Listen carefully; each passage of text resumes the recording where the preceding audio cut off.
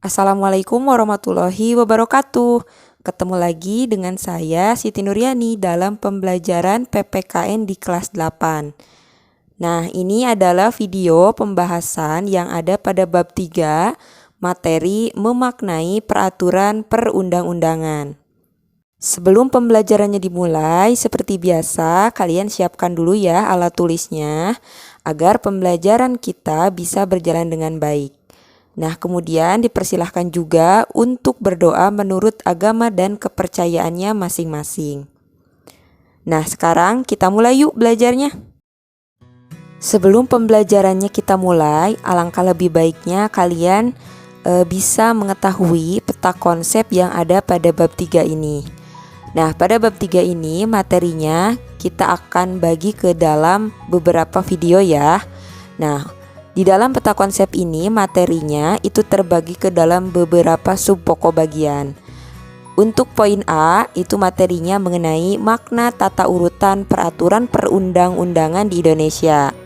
Untuk poin B-nya yaitu proses penyusunan peraturan perundang-undangan, dan poin C-nya yaitu menampilkan sikap sesuai dengan peraturan perundang-undangan. Dari beberapa materi pokok ini kita akan bagi ke dalam 3 video ya. Nah, untuk pertemuan kali ini, video pembelajaran hari ini kita akan membahas mengenai materi makna tata urutan peraturan perundang-undangan di Indonesia. Nah, sekarang kita masuk dulu ya pada pembahasan mengenai pengertian peraturan perundang-undangan nasional. Nah, sebelumnya kita harus tahu dulu ya bahwa di dalam Undang-Undang Nomor 12 Tahun 2011 tentang Peraturan Perundang-undangan, jelaskan bahwa peraturan perundang-undangan adalah peraturan tertulis yang memuat norma hukum yang mengikat secara umum dan dibentuk atau ditetapkan oleh lembaga negara atau pejabat yang berwenang melalui prosedur yang ditetapkan dalam peraturan perundang-undangan. Jadi, intinya peraturan perundang-undangan ini adalah merupakan norma hukum ataupun aturan hukum yang dibuat oleh aparat yang berwajib. Selanjutnya, proses pembuatannya itu juga melalui suatu prosedur yang sudah ditetapkan di dalam peraturan perundang-undangan. Selanjutnya, kita membahas mengenai hierarki peraturan perundang-undangan di Indonesia yang sesuai dengan pasal 7 yang terdapat dalam Undang-Undang Nomor 12 Tahun 2011. Jika kita berbicara mengenai peraturan perundang-undangan, kita harus tahu dan mengenal urutannya atau hierarkinya. Nah, ini dia ada 7 hierarki atau urutan. Semua ini kedudukannya tidak boleh terbalik ya. Ini sudah dari kedudukan yang paling atas sampai dengan kedudukannya paling bawah atau paling rendah.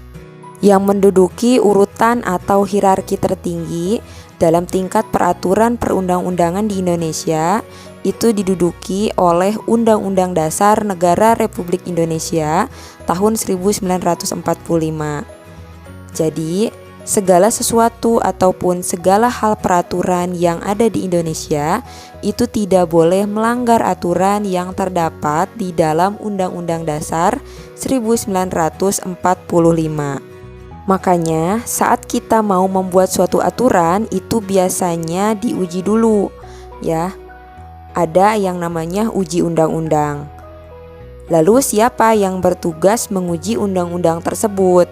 Yang menguji peraturan atau perundang-undangan tersebut yaitu ada lembaga yang disebut dengan Mahkamah Konstitusi.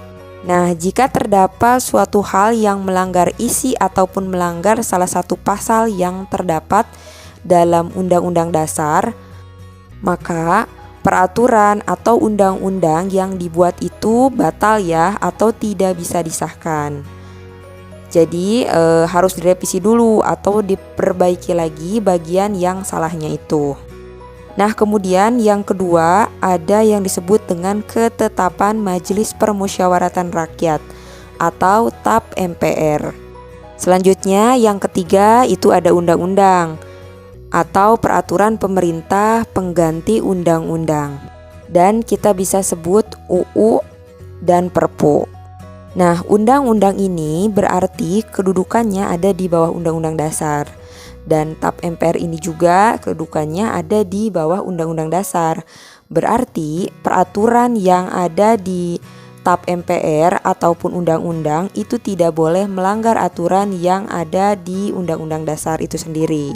Kemudian yang ketiga yaitu peraturan pemerintah atau PP. Kemudian yang kelima, peraturan presiden atau bisa kita sebut Perpres. Yang keenam, peraturan daerah provinsi atau yang bisa kita sebut Perda provinsi. Dan kemudian yang ketujuh yaitu peraturan daerah kabupaten atau kota, atau kita bisa sebut dengan istilah Perda kabupaten atau kota.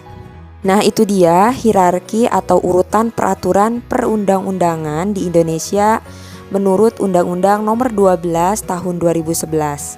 Jadi dari nomor 1 sampai ke 7 ini semuanya harus terurut ya, sesuai dengan kedudukannya, tidak boleh terbalik. Sehingga peraturan yang ada di bawah Undang-Undang Dasar itu dari mulai nomor 2 sampai 6 itu harus sesuai, tidak boleh bertentangan dengan aturan atau pasal-pasal yang ada di Undang-Undang Dasar. Ketika kita membahas peraturan perundang-undangan, kita harus tahu juga ada asas di dalam pembentukan peraturan perundang-undangan ini. Jadi kita harus ingat ya bahwa dalam proses pembuatannya tidak sembarangan, ada beberapa asas yang harus terpenuhi dalam pembentukannya. Apa saja asas-asasnya? Yang pertama yaitu kejelasan tujuan. Asas kejelasan tujuan ini apa artinya? Jadi suatu peraturan yang dibuat itu harus mempunyai tujuan yang jelas yang hendak dicapai. Kemudian yang kedua yaitu kelembagaan atau organ pembentuk yang tepat. Maksudnya apa? Nah, maksudnya adalah setiap jenis peraturan perundang-undangan itu harus dibuat oleh lembaga negara atau pejabat pembentuk peraturan perundang-undangan yang berwenang. Kemudian yang ketiga atau C, kesesuaian antara jenis hierarki dan materi muatan. Maksudnya adalah bahwa dalam pembentukan peraturan perundang-undangan, pembuat harus benar-benar memperhatikan materi muatan yang tepat sesuai dengan jenis dan hierarki peraturan perundang-undangan. Selanjutnya yang keempat dapat dilaksanakan. Maksudnya adalah bahwa setiap pembentukan peraturan perundang-undangan itu harus memperhatikan efektivitas peraturan perundang-undangan tersebut di dalam masyarakat. Selanjutnya yang kelima yaitu kedayagunaan dan kehasilgunaan. Maksudnya adalah bahwa setiap peraturan perundang-undangan dibuat karena memang benar-benar dibutuhkan dan bermanfaat dalam mengatur kehidupan bermasyarakat, berbangsa dan bernegara. Yang keenam yaitu kejelasan rumusan. Maksudnya adalah bahwa setiap peraturan perundang-undangan itu harus memenuhi persyaratan penyusunan peraturan perundang-undangan tersebut. Misalnya sistematika dalam pemilihan kata atau istilah serta bahasa hukum yang jelas dan mudah dimengerti sehingga tidak menimbulkan berbagai macam pengertian dalam pelaksanaannya. Dan yang terakhir yaitu keterbukaan. Maksud dari keterbukaan ini adalah bahwa dalam pembentukan peraturan perundang-undangan mulai dari perencanaan, penyusunan, pembahasan, pengesahan atau penetapan dan pengundangan itu bersifat harus transparan dan terbuka.